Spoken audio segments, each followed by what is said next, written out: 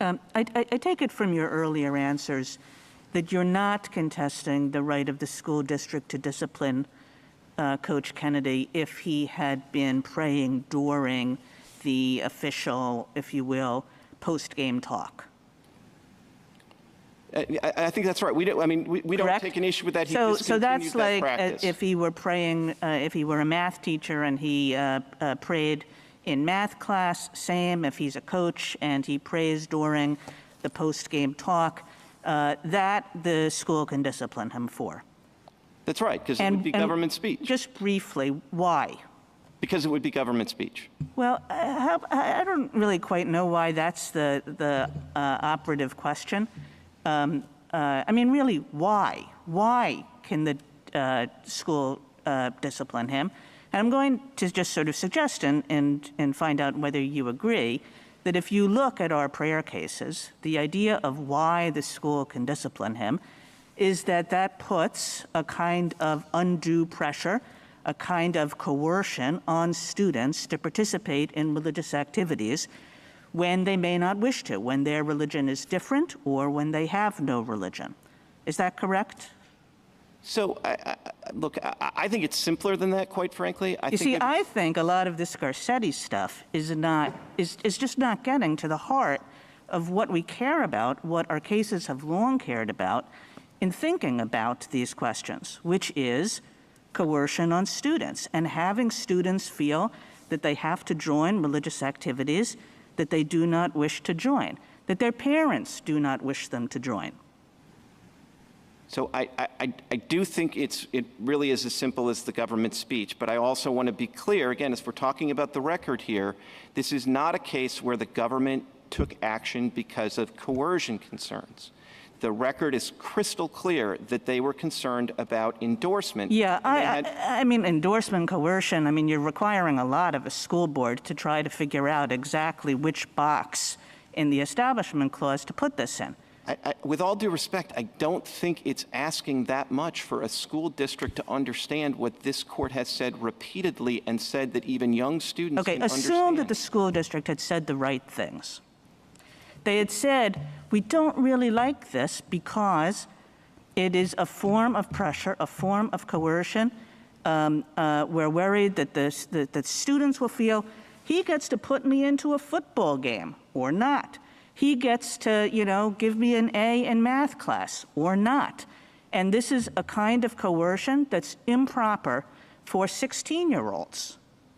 So, Justice Kagan, in the hypothetical where the coach is giving the post-game talk, I think those kinds of concerns about real coercion may well be well placed.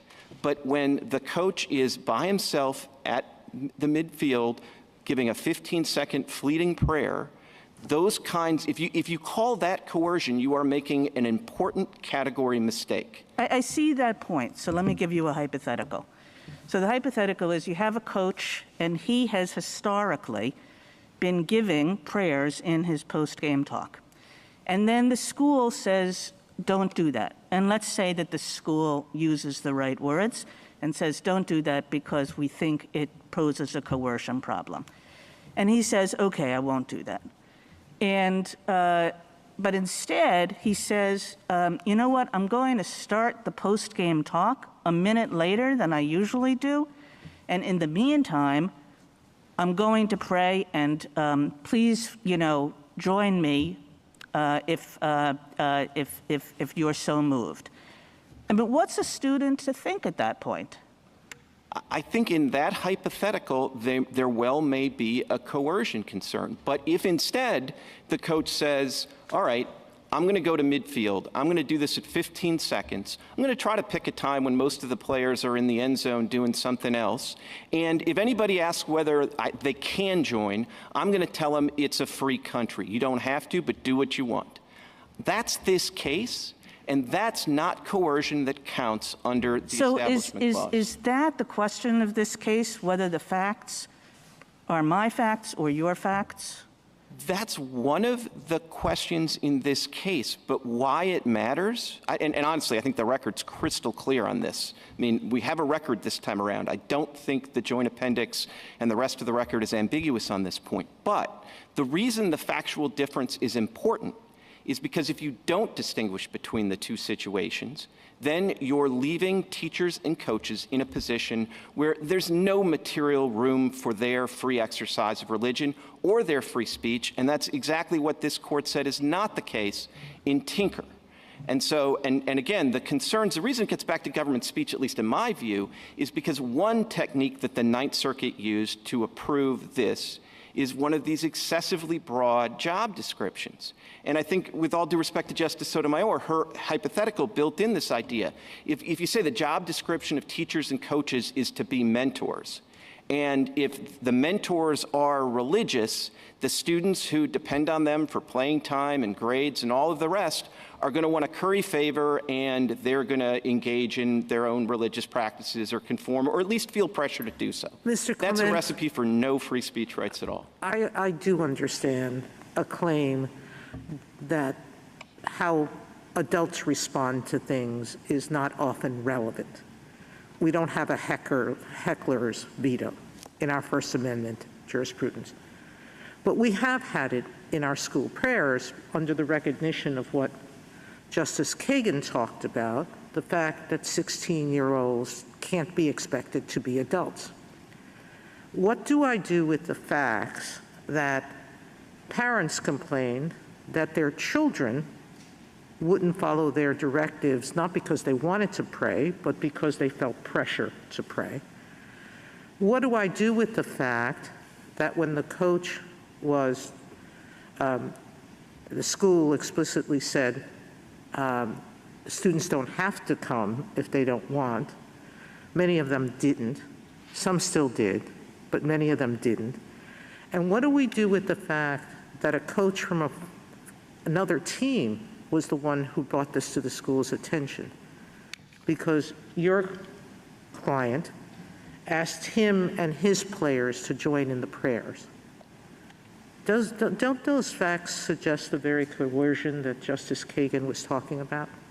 So, Justice Sotomayor, to the extent they suggest any coercion, it's only vis-a-vis the pre-September 17th practices that were discontinued as soon as there was a candid discussion between the coach and the school district. And but I think Mr. Clement, the problem I have is your client is the one who publicized this debate. He had a right to. But once he did, and it created the disruption it did, why is the school stopped from saying this activity on the center field of the 50-yard line has created a problem where people believe that our continuing to do this, students believe, permitting you to do this, is interfering with our work as a school? I don't understand why a school can't do that. Well, a school can't do that because it sounds like awful lot like they would be sort of either retaliating against his protected speech, no, or at they were least willing saying, to let him pray anywhere he wanted in the school. After the game, come back. He's the one who chose to publicize his prayer by doing it on the 50-yard line. He didn't do it on the side. He didn't just bow his head. He got on a knee at the very center of the field. I don't know of any other religion that requires you to get at the 50-yard line, the place where post-game victory speeches are given. What religion requires you to do it at that spot? So the coach's religion, and he felt, and nobody's questioned the sincerity of his religious beliefs. That he had to thank God. But why there? Briefly, Mr. Clement? His religious beliefs, he felt compelled to make his prayer there, and I don't think there's anything unusual about that. I mean, if a soccer player scores a goal, the soccer player will do a religious exercise, or Tim Tebow scores a touchdown. They do the religious exercise there. They're spectators watching it, but that's not what's driving the religious exercise. What's driving the religious exercise is that's where the event that the religious adherent is thankful for took place. Thank you. Justice Thomas, anything further?